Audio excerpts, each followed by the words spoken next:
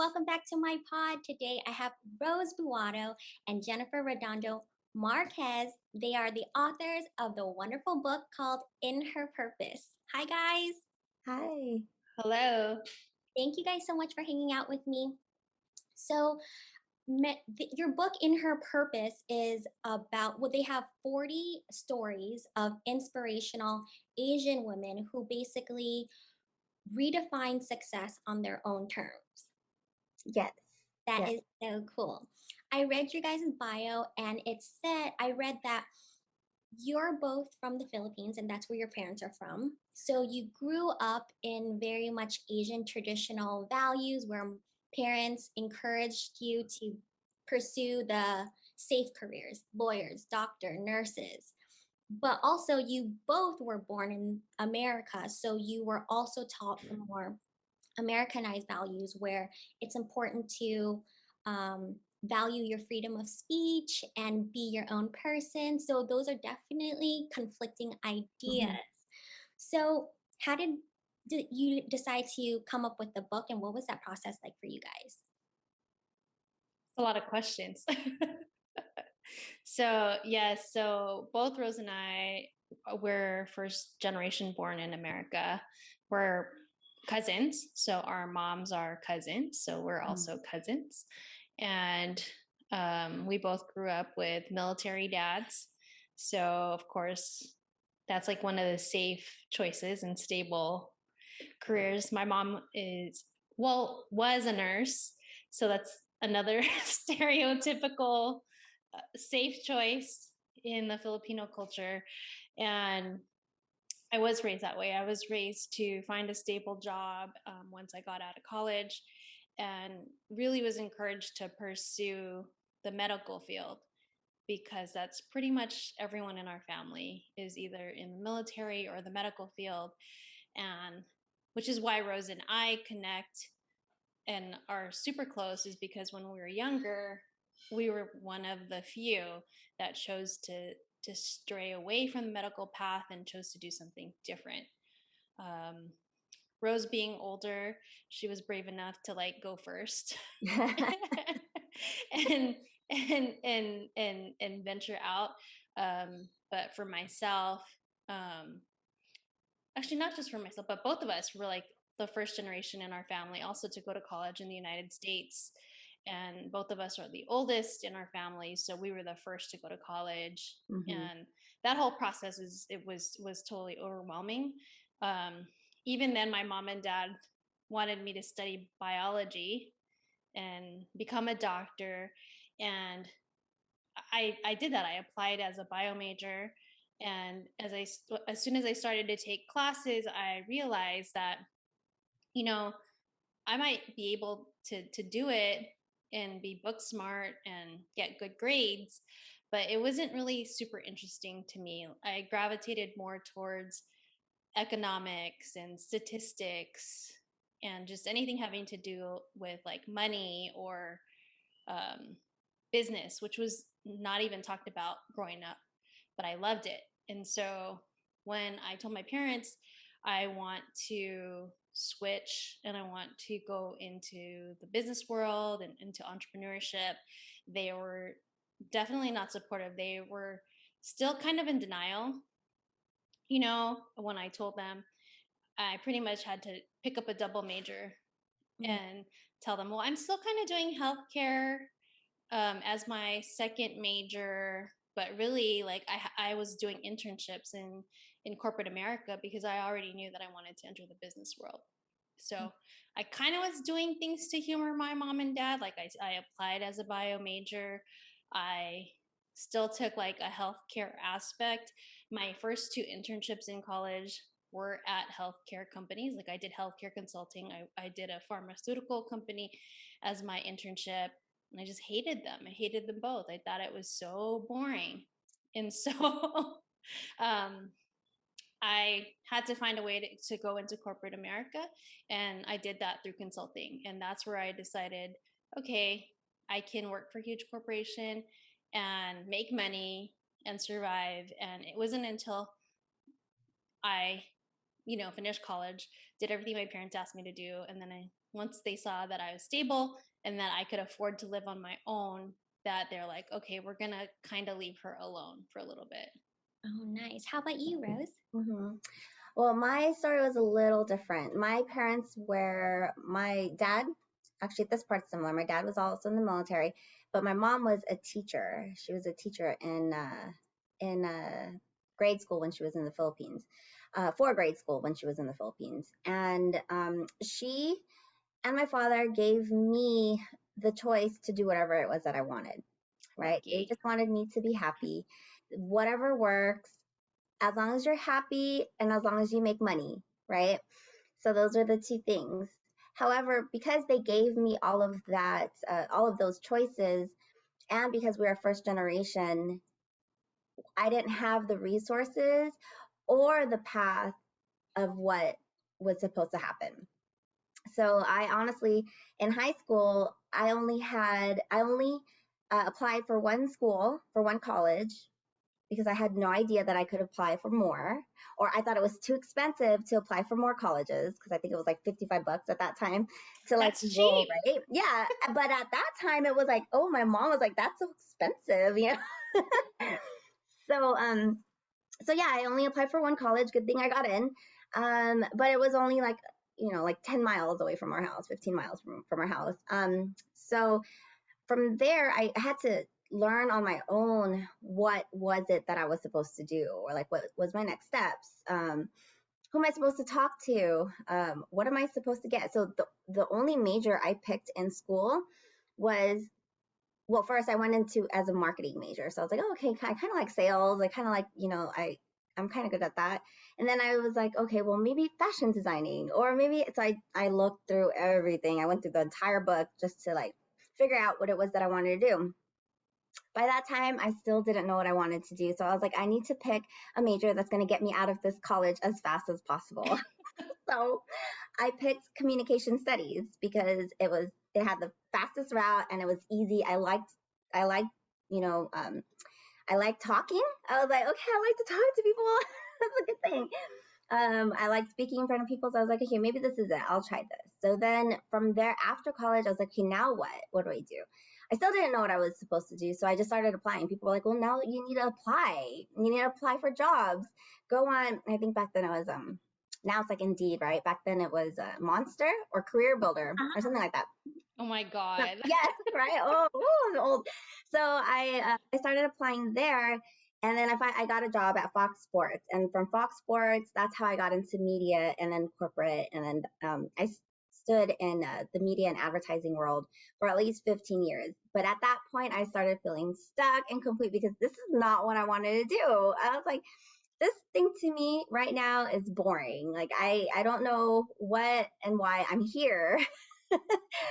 But I stuck with it and I was good at it. It was what I knew. So along the way, in college, I started doing some fun stuff to help balance me out. So I started teaching dance. I started my own company, which I didn't even know I did until that's a long story. So, anyways, um, a few years passed by. My youngest brother, my parents did give us the choice, right, to do whatever it is that we wanted to do. He is a musician. My parents were cool with him becoming a musician and going after what he really wanted, and that was singing and performing. However, while he was in college, he decided that that's not what the route that he wanted to go. So he listed into biology, right? And then, yes, Really? the school had to call him, and they even called my mom, and they were like, hey, DJ should not be going to biology. We'll give him a full scholarship to stay in business. I mean, in music Oh my God. here. Yes, in at the school. So they gave him a full music degree if he stood in that department. So he did that, and then he started, gigging and all of this stuff. But at the same time, while he was performing and getting his degree, I was in business and I was learning like all the admin stuff, all the business stuff, all the internal things that was supposed to happen within like negotiations and booking new stuff in media and all this fun. I mean, stuff that goes on in the background. So what happened was he needed a manager. he needed somebody to like manage him doing all his stuff. And I was like, okay, I'll do it. I'll do all your business stuff. And then that's how I ended up becoming the manager for him. And then the group that they formed a few years ago, while we were touring, I know I keep like skipping parts, but while we were touring and performing at live shows, I started meeting these amazing women who were like making decisions, who were people were looking up to them. They were happy. They were like having families, or they have their families, and they were having a really good life. And you could see it through what energy they would put out. So I started Googling them, and I found nothing on these Asian successful women. So I said, okay, there has to be a book. There has to be a book, right? So I went into Amazon and I was like, Asian successful women. And the only book that showed up was How to Marry an Asian Woman. And that was the only book on the shelf. And I was like, what the F, right?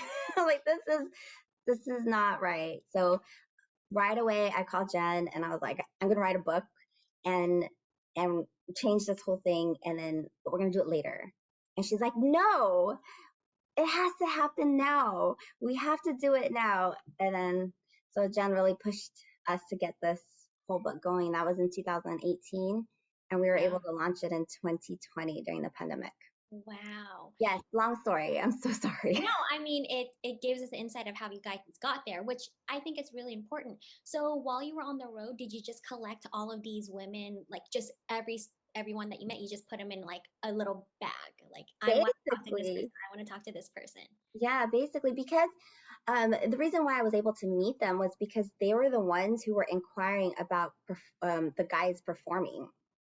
And if they were not the ones inquiring about them, like how to get them to their gala or to their event or to their concert, I was speaking to maybe their assistant or their coordinator or their manager.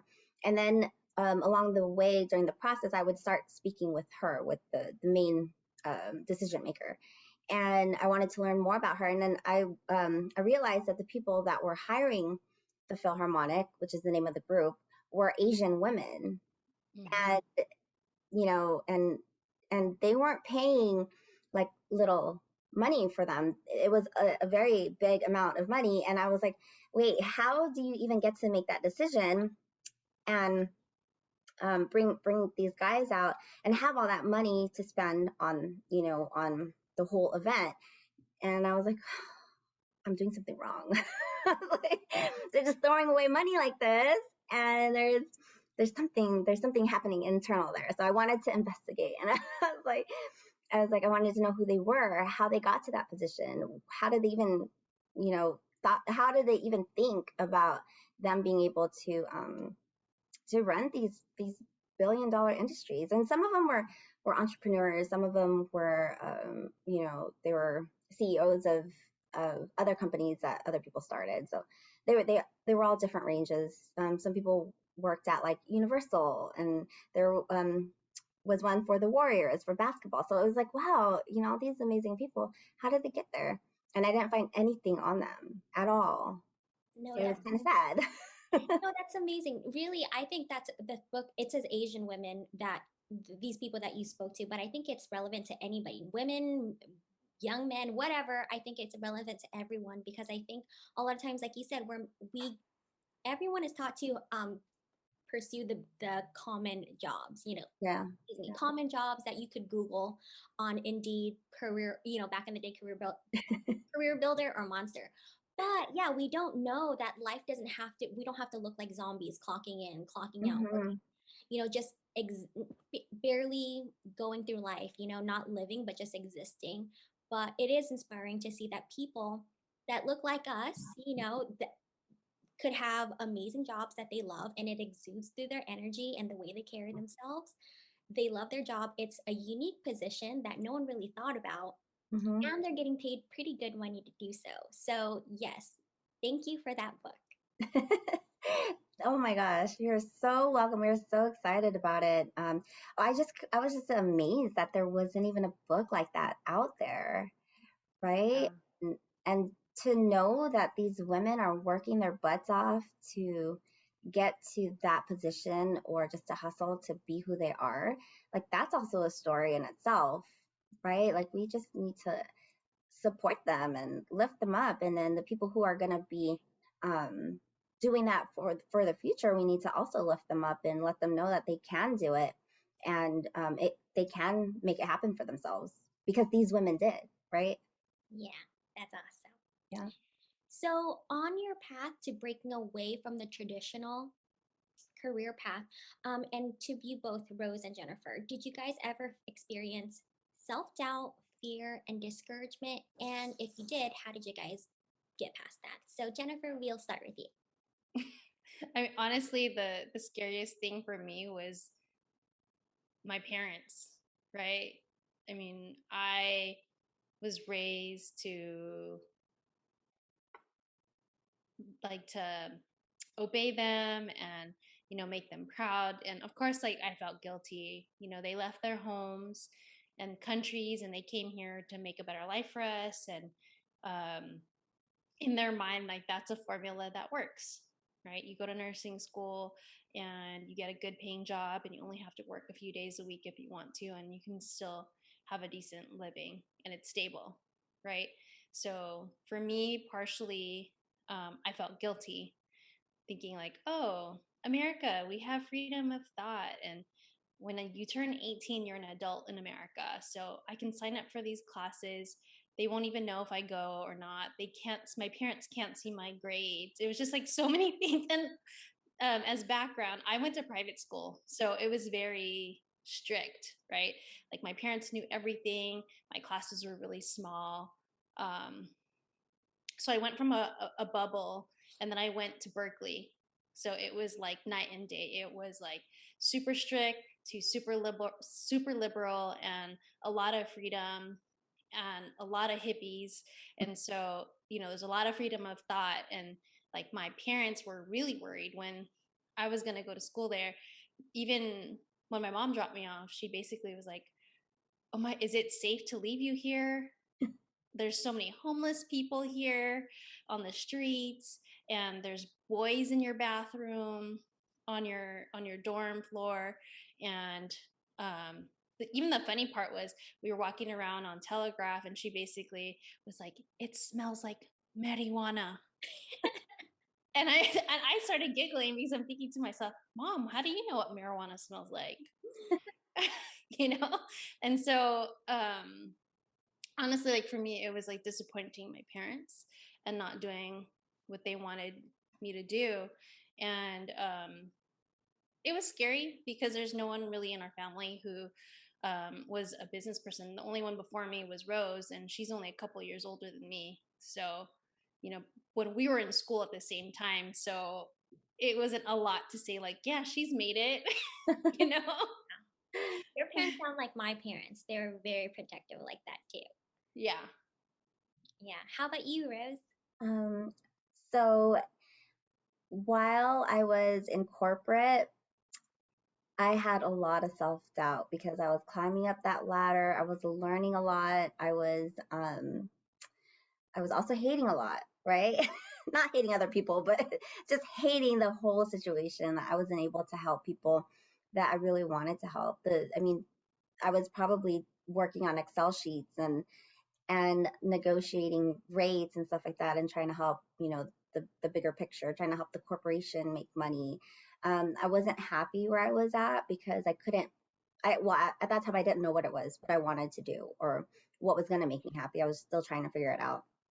It was a long time, and I think I want to say in 10 years of me working in corporate, the last 5 years of that, I was really contemplating if I should leave, leave the company and venture out on my own and see what I could grow on my own and help other people and help other businesses on my own, and not so much corporate. Well, So back up at that, like what level were you at? oh yeah. So I was already a VP at one of the agencies, and I was still feeling like that. Like I was still feeling like this Yeah. isn't this isn't what I was supposed to do. This is not what I was meant to do. I always had the case of the Mondays. I always was waiting for the weekends. I would drive 2 hours to work in the morning, 2 hours back home. I had two kids along the way, and I always wanted to be with them. I wanted to be with my husband. I wanted to go on trips all the time just to get away, right? And I don't think, yeah, and I don't really think that that's the way we're supposed to be living our life. Like, we're not supposed to be like waiting for something or waiting for something amazing to happen when we're supposed to be making it amazing for ourselves. So it took me about 5 years, and every day, I promise you, I was texting Jen, oh my gosh, everybody's working right now. I'm literally here on my laptop, just daydreaming about what else I could be doing, or and then yeah, I would complain to her all the time, and I would always have these limiting beliefs, like I could never do it. If I quit, I'll never survive. I will never be able to have a house under my head, or under my, a roof under my head. I'm gonna like fail, right? I'm gonna fail and just do like uh, disappoint my family, disappoint my husband, disappoint my kids, and my parents. But after 5 years of just living like that, I finally took the leap, and I just trusted in the process, and I went for it. And I think that was it was great, because now we're here and we're doing stuff and we're making a difference in people's lives, and I'm definitely more happy now. No, And yeah. Jennifer, I'm glad that she highlighted that you were VP, because I think that's a big deal, because a lot of people, even we have, a lot of us have lower ranking jobs, but we hold on to that stable paycheck because we're scared that we can't make it on our own. Mm-hmm. So that is a big deal. VP is, I mean, you're the top of the top, and you have a family and you have kids. So for you to have the courage to pull the trigger because you know that there's a better life for you, I think that is really inspirational. And I mean, did you have a plan financially? Because I think that that's a lot of people in their mind, that's the biggest fear. Like, what Yeah. am I going to do if I leave this amazing paying job? Yeah, I think in like probably my third year of feeling stuck like that for a while, I started asking myself questions like, okay, what do I need to do to get out of the situation? What do I need? Who do I need to talk to? So within that time of me still thinking about that, I started putting a game plan together. So I did take my Excel sheets, everything that I learned, along the way. I took my Excel sheet, took all my budgeting, made myself an expense report, and I was like, okay, this is how much I need to make in order for me to live. And the lifestyle, I'm not cutting anything, but I still want to live the lifestyle that I'm living. And I need to make this X amount of money. And how am I going to do that? How am I going to do that without having this job? So I eventually did do that, and I stuck with it. I was committed to working my way to get that amount while doing my side business, the hustling part with the Philharmonic and events that I've been throwing, and I was able to meet that. I made sure that I stuck with my corporate. I was like, okay, I'm gonna do this for this long, and then I'm gonna make this money on my side job for this long, and by 3 years, I'm out. And it finally happened. Wow. Yeah. That Mm-hmm. is so cool. Yeah. You guys are definitely an inspiration, because I've been there where yeah, just I hated Mondays. And that's no life to live, Exactly. I don't know, I listen to Gary Vee sometimes, well, a lot, and he always says, sometimes would you rather be making $120,000 a year, or I don't know, some lower number, let's say like $60,000 a year, but 60,000 you're living and you're so happy, but 100, when you're making the higher salary, you're a miserable person, just zombie going through clock. Mm-hmm. What life do you want? And I think that's something to consider. Although it's really hard, I think money is important, but Yes. I do think that it's a nice shift in perspective. But trust me, I do think that money is important. So I don't want everyone to think like, well, I'm going to, money's not important. Yeah. It is, because realistically, you have to live. But yes, Mm-hmm. thank you guys. And just so that everybody knows, I didn't just decide like right away and just take the leap that way. I put a game plan together, and I gave myself the 3 years to figure it out and make it happen. So yeah, I just had to suck it up for 3 more years, and, and I did. So So, what words of support would you give young women or young people in general out there who feel like they have to fit into a traditional mold? Jennifer, we'll start with you. I would say to just try anything and everything, and anything that's ever excited you or that you've always been interested. I think the sooner that you try it, the quicker you'll learn if you're good at it, or if you suck at it. Or Just try it. or like I definitely don't want to ever do that again, right? And so like the faster you do something, the faster you'll know. And then you also have to remember that it's your life, like you're the one who's going to have to live it even beyond when your parents are gone. And so I know a lot of Filipino and Asian kids, we all get that college degree, we go to nursing school, or we do whatever our parents say. But, you know, later on down the line, I see a lot of people pursue what they want, like after they've done that. And that's okay too. Like if you don't have enough courage to stand up to your parents, then go do what they say and then go do what you want afterwards, because they can't tell you otherwise. You know, like You got the degree. Yeah, you got the degree. You tried out that the medical field or whatever it is they wanted you to do, but it wasn't for you. So I would say just try anything, and if you're afraid of your parents and afraid to rebel, then do what they say in the beginning, and then do whatever you want after. I like that's realistic, because those of people who didn't grow up with traditional parents, the traditional ties are so deep where it is like maybe some people can't relate to, people saying, they were so afraid of their parents and feeling guilty. But yes, I can relate where it is so deep rooted in us to do whatever makes our parents proud. Yeah, and Asian parents are so different, right? Like they're not afraid to like hit you with a slipper or a belt. You know what I mean? Whereas like I feel like American kids are like, I'm gonna call the cops on you. Yeah. Right? Whereas like Filipino moms, like they do not care. They will throw whatever, hit you with whatever, and try to put the fear in you, right?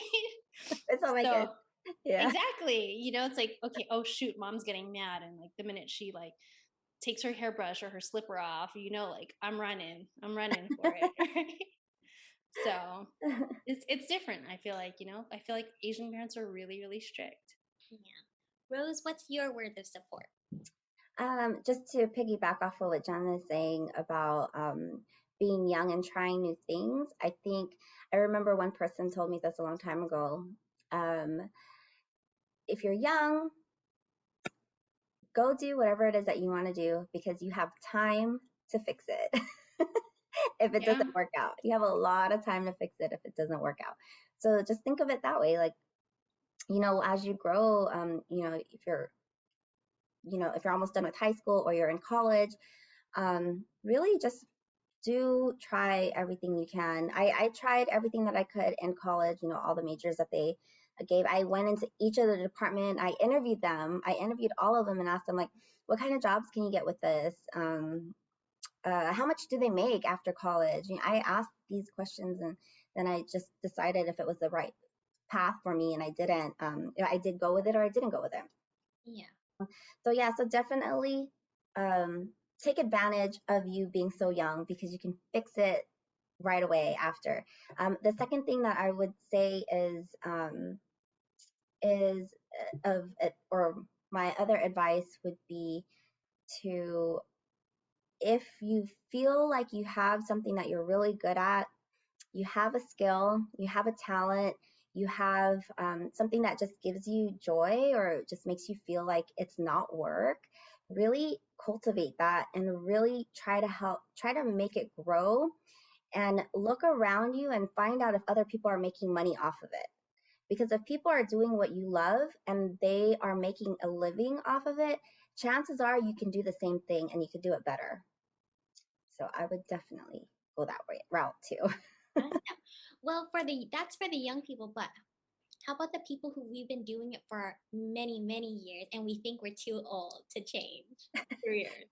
Same thing. If you have a talent, if you have a skill, even if you're like 40, 50, 60, whatever it is, and there's this desire in your heart that makes you want to do something. Like even if you like, I don't know, what do older people like? I mean, what do I like? I love dancing, right? And I'm too old for that, but I still No do it. way. No. Happy, right? Just do it and get out of your head because, and that's funny because I just put something out about that today. It's the only reason why you're not doing what it is that you want to do is because of you. Like it's all your limiting beliefs in your head that's telling you that you're gonna fail, you're not good enough, no one's gonna listen to you. There's just so many limiting beliefs out there, right? We could name like hundreds of them, but those are just stuff that you think about that will stop you from doing whatever it is that you want to do. If you just stop thinking about those and just actually hone your talent or learn more about your talent and your skill or whatever it is that you love and figure out how to make money off of it, do it because this is the time. Like there's everything is DIY right now, right? You could start your own online store. So easy. You can I mean, and if you don't know how, that's okay. You have people that you know like us like that will help you. So just reach out to people, learn about social media, go out there and Basically, just try. Just step out of yes, your comfort zone and try and do whatever just fuels you. yes, Whatever it is. yes. That's awesome. Okay, so you both also have a career guidance program for professionals. It's a business startup program, and can you guys share about that, just in case anyone listening is revved up after listening and they're so excited to start their own business? Yes, yes. So we do have a 90-day program and it's called Own Your Purpose. Just and it's basically for people who have an idea of what it is that they want to do. And usually the people that take it are people who actually want to leave their 9 to 5 job. Um, and we just give them tools and resources on how to do to cultivate whatever it is that they love to do. Like, let's say they love making candles or they love doing marketing for other people. They love social media. They love just whatever it is. I had a client who loved animals, who love puppies, who love dogs.